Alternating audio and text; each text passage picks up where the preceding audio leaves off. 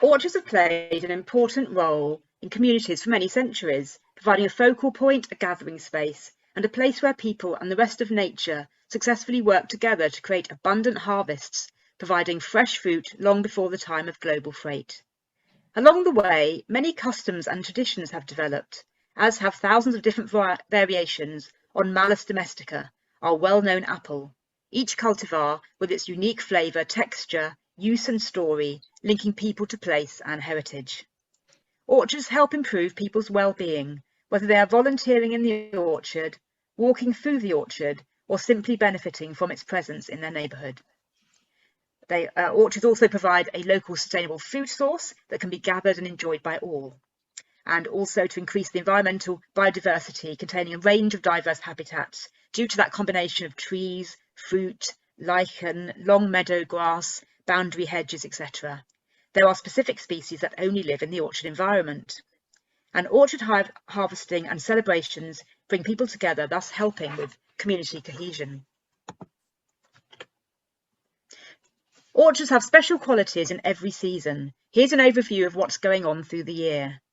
In the spring, we have blossom and pollination, cross-pollination hopefully from your different trees. You may have spring bulbs in the orchard and various things in nature going on. You know, birds are nesting and basically the orchard's coming to life. And the jobs that we do at that time are watering our trees when we get the spring drought, which is possibly happening even now. We're already having like week or two at a time with no water, so we should already be probably preparing to water our trees, and also possibly some feeding. In the summer, we can enjoy the orchard. We can have picnics in there and we can run events. Again, we have to continue watering through the summer. We might thin the fruit, so any young trees we have to thin out either take the blossom off or take all the fruit off for the first couple of years. So I'm afraid you can't let your trees fruit yet if they're just been planted, because you need them to settle in properly and get their structure going before they can have some fruit. And then we may do a bit of summer pruning as well. And then in the autumn, of course, in a few years' time, when your trees have established, we'll start to enjoy the apples and the fruit. Apple Day is October the 21st. That's a very common day to have an event, and you might want to do harvesting and you might want to do a juicing day.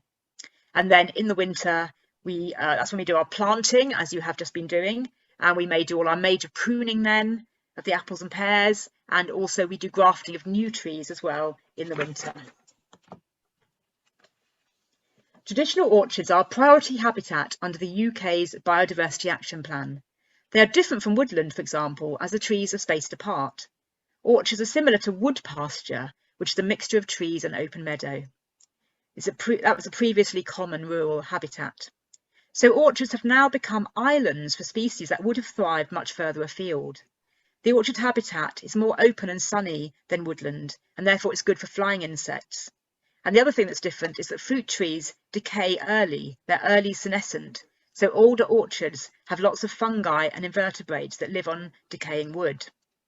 The insects living in traditional orchards are a food source for birds and bats. The trees can also provide a nesting site and also fruit for the birds, mammals and invertebrates to feed on. You may find mice, hedgehogs, foxes and even badgers. Lichen, mosses and liverworts are often seen on the bark, and a number of climbers may also be seen: ivy, honeysuckle and old man's beard, which provide a nectar source. And also we may get semi-parasitic mistletoe, if we're lucky. Encouraging native bees into the orchard is particularly important, as they are very efficient pollinators. Unimproved grassland in an orchard environment, together with the fruit trees, provides important habitat, and the combination of other microclimates, such as hedgerow, wildflowers, scrubby areas and maybe a pond, can all result in a rich and biodiverse environment. Even individual trees in gardens really add to the biodiversity of the garden. So what does an orchard look like? Well, how many trees are there in an orchard? And the answer is 5 or more make an orchard. You need a few for pollination and good cross-pollination of the different trees. Orchards in more rural areas tend to be spaced out in a meadow area, often in a grid pattern, and they may need to be protected from grazing animals. But in an urban setting, the layout may be different, as there are likely to be buildings and pathways to negotiate. So trees can be planted along an avenue or fence line, around a playing field or park, and they may also be in an old walled garden. In an urban setting, trees are more likely to be damaged by people or dogs. For your new orchard, you will have chosen trees to suit your site and conditions. These will be varieties suitable for the Welsh climate, and the fruit trees will have been grafted by the nursery. The rootstocks used have been developed over many years to provide consistent sizing and disease resistance. In the picture on the left, there are some young trees in pots. You will notice that there is a distinct difference between the lower part of the young tree in the front pot and the upper section, and that there is tape around the join on the other two trees. A scion from a chosen variety has been grafted onto each rootstock, and this will fuse together to create the tree. It's also possible to graft a number of different varieties onto one rootstock. Different types of rootstocks are used for apples or pears or cherries, etc. Note that your site conditions will determine the eventual size of the tree, so if the soil is poor and the site is exposed, your trees will not grow so tall. At the end of the small end of the scale, there are very dwarfing trees for containers on M27 rootstocks or dwarf M9, as in the picture on the right. Dwarf trees fit into small spaces, provide fruit when they are young, but require permanent staking and have a short lifespan. For pears, the dwarf rootstocks are quince C. They can be spaced about 1.2 metres apart. You might also choose semi-dwarfing trees on M26 rootstocks, which are more resilient than M27. At the other end of the scale, and you may find that your people pictures are in the way here, and you can actually move them to the bottom of your screen instead of having them on the side. And you'll see then that there's an M111 and M25 tree, which is the biggest one. If you have a heritage orchard, you may have bought standards. So these are very vigorous rootstocks. They're healthier and longer lasting, and they create good habitat for conservation orchards. They're very tall, and so they're more difficult to harvest, and they need to be spaced 6 to 7 metres apart. And in between, you've got semi-vigorous trees on M116 or M106 rootstocks. You've got an M106 there on the graph. These grow to a manageable height for picking and maintenance, and so they're great for community orchards. So probably the bulk of trees that a lot of you will have will be on that rootstock. For pears, these are quince A. The space of these trees should be 4 metres apart, or 4 or 5 metres apart.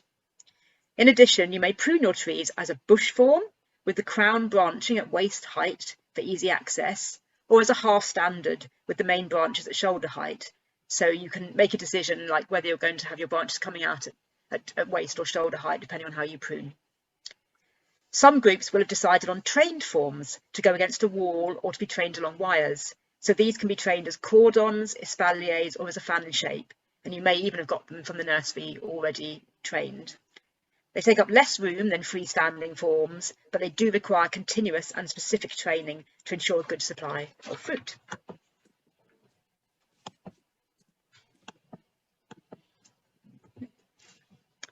Over this winter, you've already made a significant and positive change to your local environment by planting your new fruit trees. Let's take a look at what actions will really help these trees to establish and flourish. Firstly, protecting your trees is really important, particularly in a publicly accessible environment. Unfortunately, not everyone will appreciate the benefits of your new trees, and damage can mostly be prevented by protecting your valuable trees well from the start.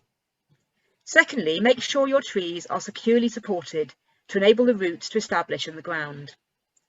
Thirdly, over the first few years, your trees will benefit from formative pruning to ensure a good shape. Weed management is vital during the life of your trees, and we will talk about using mulch for this purpose. Your trees will need watering regularly, especially during their first few years. This is particularly important during the dry spells in the spring and summer. And finally, celebrating your trees and harvesting your fruit will keep everyone involved and engaged with your orchard. So in urban areas, we would always recommend using tree guards, as protection for the trees is essential. Guards help protect against vandalism by people and their dogs and enthusiastic ground workers strimming too close to the trees. You can see the types of damage that can occur in these photos. So you've got broken branches, you've got strimmer damage on the left where it's been chopped off altogether, and on the very right you've got dog chewing.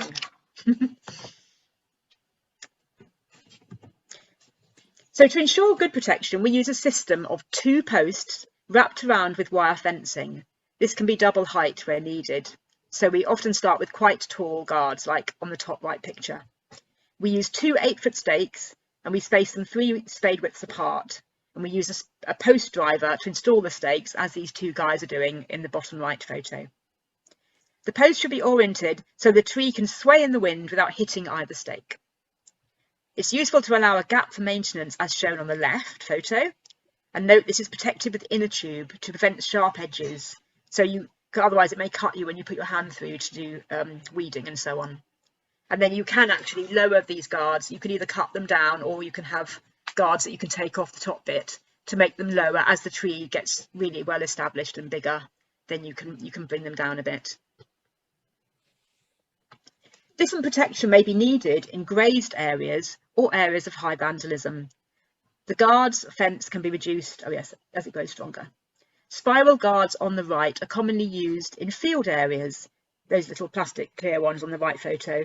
These are preventing vole damage, which occurs right at the bottom of the tree, and are also essential where there are rabbits. You can buy biodegradable ones. The picture on the right, the ties are higher than I would normally like. I would put them 1/3 of the way up the tree, just above the spiral guard. Having the ties a bit lower down enables really good root formation. It stabilises the roots. That's the bit you're wanting to tie. The top 2/3 of the trunk should be able to move freely in the wind, which helps strengthen the trunk. A little bit more about trees and stakes. So if you're using a stake, it should normally be used to support the base of the tree. So the ideal height for your tie is 1/3 of the way up. So even in this middle picture, it's a little high again, but in the right hand picture, you've got an angled stake and the tie is quite low, which is where it should be. The ties have a spacer. So you'll notice in the photo on the left that there's actually a spacer between the tree and the post as part of that tie, so that the tree can't rub on the stake. It's really important that the trees don't get wounds unnecessarily, because that's an entry point for disease. When you've got an angled stake, as on the right, the stake should point into the prevailing wind and be on the wind side of the tree, so that the tree is blown away from the stake and doesn't rub against it. You can use a soft mallet to knock those stakes into the ground. You'll see in the middle, because we've got 2 stakes, we've used flexible rubber strapping, so you can actually attach your tree then to both of the stakes, so it's really strong. Felt nails are used then to attach those ties to the posts. And again, this, as I said, was a little bit high. Put the ties on before you put the cage around, because it's quite hard to reach them once you've got your cage on. A final stage, very importantly, is to add mulch to your tree. This has many benefits. Oh, hang on. There we go. The mulch suppresses competition from weeds and grass, retains moisture, builds soil from the top down, feeds the tree, increases soil food web diversity, regulates soil temperature, and it also creates a fungally dominated soil that mimics forest soil, which is best for the fruit trees. The mulch should be 2 to 4 inches thick and extend as far as the drip line of the crown of the tree. So initially that would be, about 1 metre square. So you can see in that photo on the bottom right, the kind of size that you'll be mulching. It's really important to clear a little area away from the trunk. So in that diagram at the top right, you can see that the mulch doesn't actually touch the bark of the tree, otherwise it can burn the tree as it's breaking down. Top up the mulch early, every spring and maybe in the autumn for at least the first few years. It will really help the tree to grow strong and not have grass competition. You may need to add more later on. If your trees are struggling or you're renovating an older orchard, it's really good to bark chip them again. You can plant through the mulch with other fruit bushes, herbs and ground cover. And it just saves massively on the weeding. On the day of planting, it's ideal to give each tree a watering can full of water, because it really helps the soil to settle and helps the tree to be moist from the beginnings. Ideally water them before you mulch them, so you're mulching in the damp. And then you should water weekly for the first 2 to 3 years after planting, especially when there's a dry period. You start watering when the buds open in spring and stop in the September or October time. Aim to give about 20 litres per tree per week unless it rains really well. One good soaking in the root zone is better than a little bit every now and then. You may have access to water butts, which can store a certain amount of water, but during dry periods they'll actually be empty, so they won't really help you much. So you also need access to either a tap, or you can use some kind of portable device such as the roller in the middle, which is commonly used with caravans and caravan sites, or you can get a special container that goes in a barrow, as the guy is using on the left there. So having planted our trees, staked them, added good protection, mulched them well and set up a watering rota, we now need to look at the pruning. You will notice in the photograph on the left that it's a trained form, an espalier in the winter. So firstly, why do we need to prune them?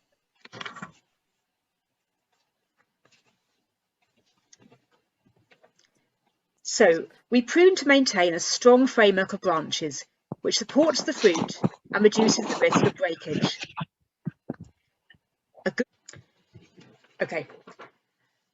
Unlike ornamental trees, fruit trees are pruned to improve the production of fruit and accessibility.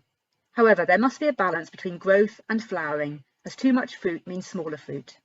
And we can also improve the tree's health by cutting out disease and dieback.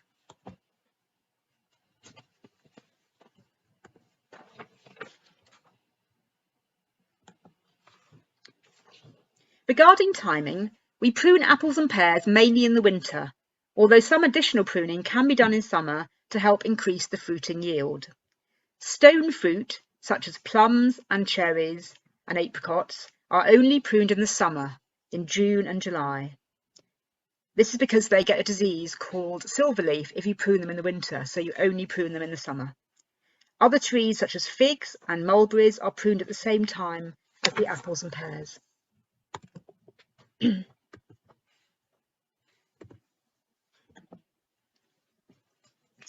It's worth putting together a good set of tools for the job. Always use sharp tools and clean them between each tree using meths and a rag. Initially, you'll need a pair of secateurs. Go for the bypass ones, which are in the photo. Have I got a set here to show you? No, I haven't. Okay, so anvil ones cut against themselves and bypass ones go past each other, the blades, but I can show you that after the presentation. Loppers should also be bypass. We find that with the anvil type, they just crush the wood a little bit, so it's not good to use them. And you need a sharp curved pruning saw, as in the photo. As the trees get bigger later on, it's useful to have a triangular saw for larger branches. That triangular shape of the bow saw enables you to get in amongst the branches much better. And a pole saw is very useful for larger trees and higher branches. So you can see that being used in the other photo. They have a very nice, long, large, sharp blade. A lopper attachment for this is also really useful. Ladders are not normally needed, but can be useful to get closer for final good cut. You will also need some rope to secure the ladder to the tree, and tripod ladders are particularly useful. I'm just going to close the door behind me. Sorry.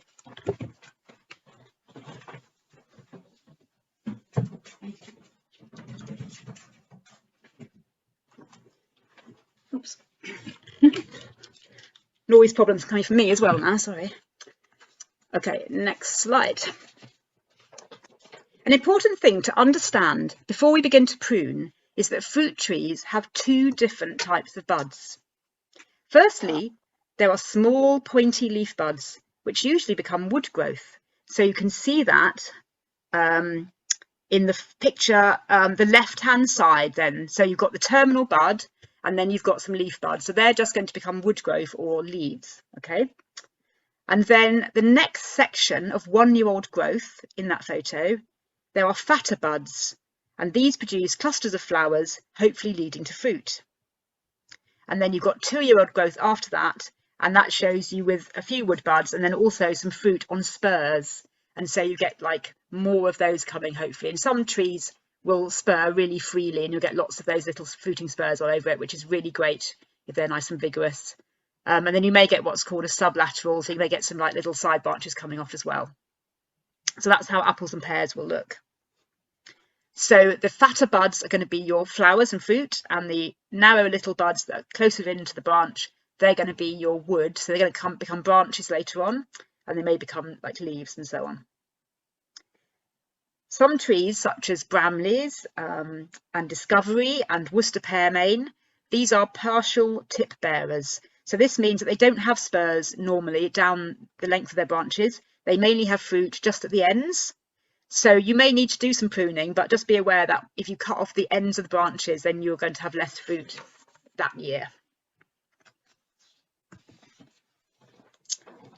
Good clean cuts are really important to ensure the pruning wound can heal cleanly and quickly.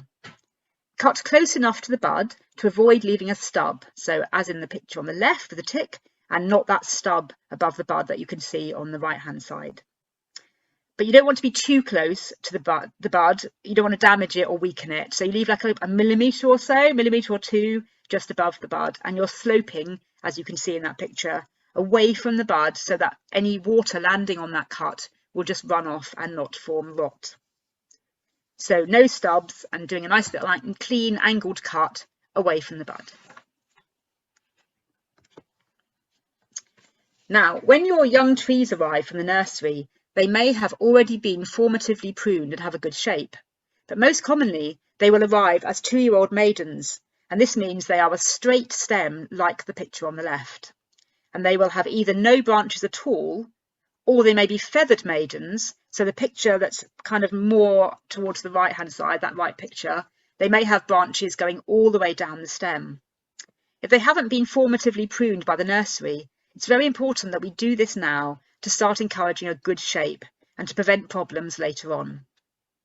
So we need to do what's called a header cut during the first winter to encourage formative growth. If your trees are quite little, you can do this next winter. So don't panic if you haven't done this and you want to leave it till next winter. So we cut off the top of the maiden at either waist height or shoulder height. So that's why you might need to leave your trees to grow on a bit more. If you want them all to be kind of shoulder height, you're going to have to wait for them to grow up that tall first. Because basically, wherever you do that cut, that's the height your branches are going to be forever. They're not going to suddenly, like magically, the stem's not going to grow more below them, basically. So anything that comes really low to the ground now will always be that low. So with dwarf trees, we can't cut them as high as shoulder height because they can't cope with that kind of weight at that kind of height because they're only little. So you need to come a bit lower, then you probably go for waist height or lower. So looking at the photo on the left, we choose a good bud. So you can see on that photo, you've got your rootstock showing. There's a graft junction where the graft of the scion has been added to the rootstock, and that's how your tree's been formed. So normally there's a little bulge. It might be very clear like this picture, or it might just be a little mark on the stem. And then you can see there's buds going all the way up the stem. Now these are sticking out like fruit buds, but I think that's just exaggerated. They're not going to look quite as sticky out as these ones do. And they're dormant. And so basically you choose a bud, especially a good one with several below it. So you know there's going to be several buds in different directions just below that one. And you do your cut, your nice good slanting cut there. And what happens then is all the hormones in the top part of your tree that have so far stopped any side branches from occurring, you've just cut them off. You've got rid of all those hormones. And so you've now given the tree a message that it can produce branches, whereas all the time it's growing with that natural leader, it won't grow branches very easily because it's got hormones stopping that from happening. So you cut that off. So now you're at the middle picture where you can see it's a little bit high, that cut, but you can see there's a cut and then there's the branches there. And then what will happen the following year is what's looking on the right hand side. You've got 4 branches have appeared. So you might get 3 or 4 or so branches. And that's what we're aiming for. So they're going to provide your initial really good structure. And then what you can do in the year following that, you just reduce each of those by 1/3.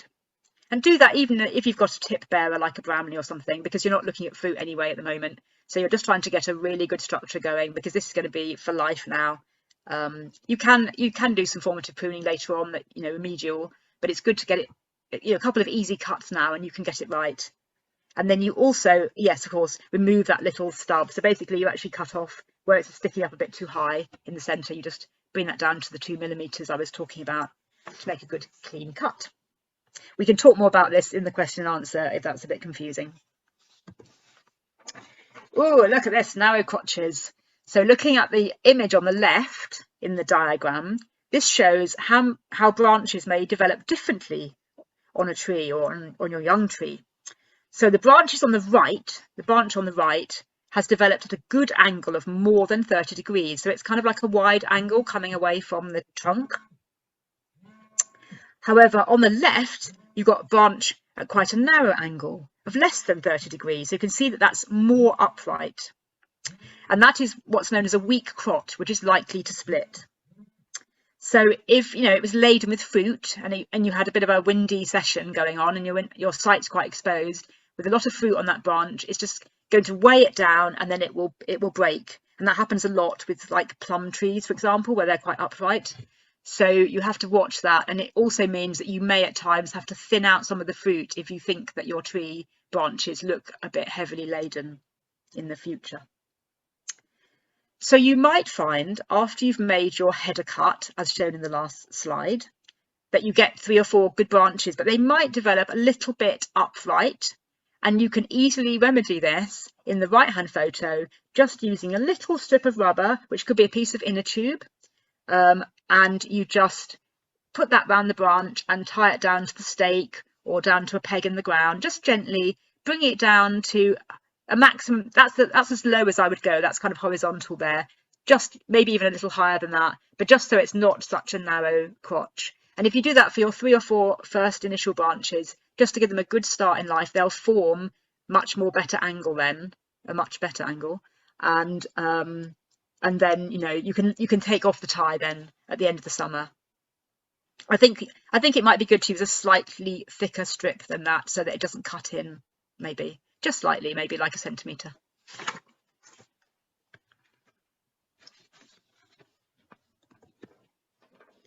As our orchard grows during its first few years, we are aiming for our trees to have a lovely open shape, like this photo.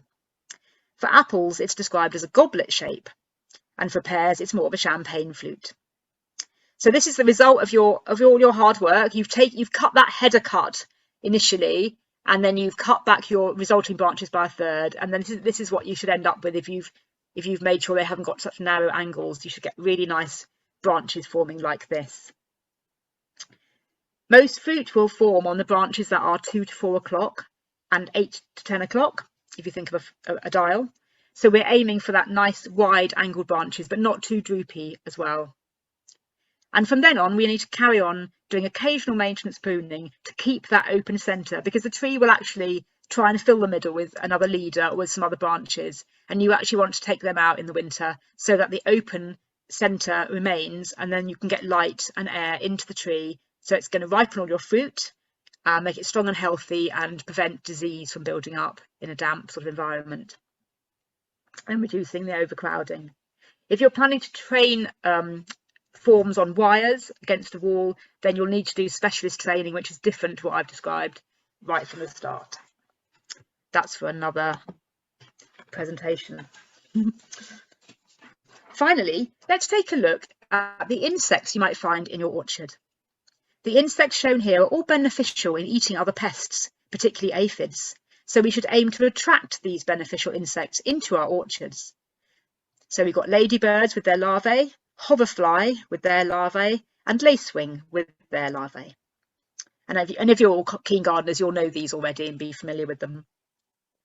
There are certain other insects that may be harmful to your trees, affecting tree health, leaf growth, and apple quality. For example, aphids, sawfly, and codling moth. Your trees will have better resistance to pests and diseases if they are resilient and well looked after. So the key to preventing pests and diseases is good management of the whole system, starting with the soil. So simply by using bark chip around our trees and avoiding using damaging pesticides, fungicides or herbicides, we can help to build up a healthy, fungally dominant soil that our trees will prefer.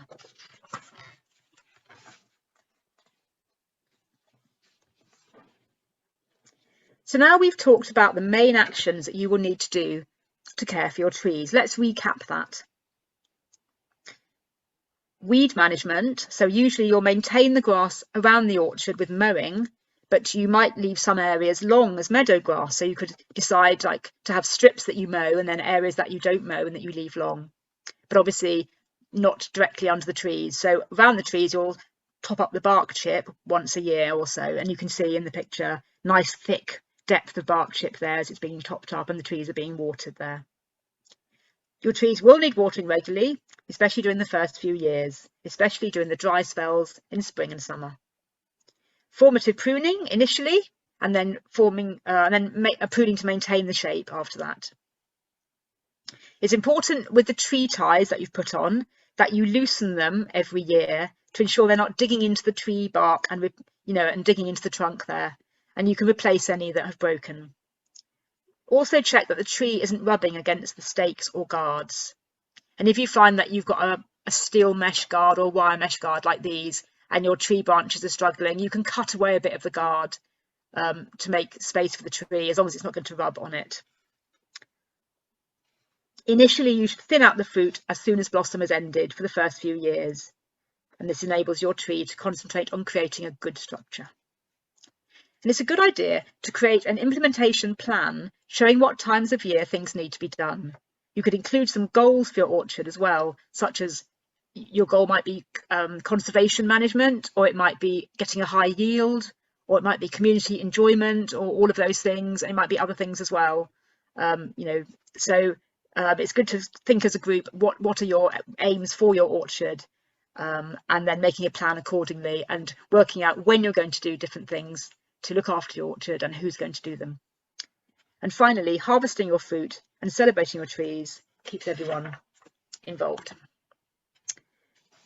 So you'll find a lot of useful information and advice on the Social Farms and Gardens website and also on the Orchard Project website. There are advice guides there, as well as interesting seasonal tips, events and blogs. So I'll put all that in the chat, and also we'll send it round to you afterwards. That's the end of the presentation. We'll now have question and answer session. Maybe stay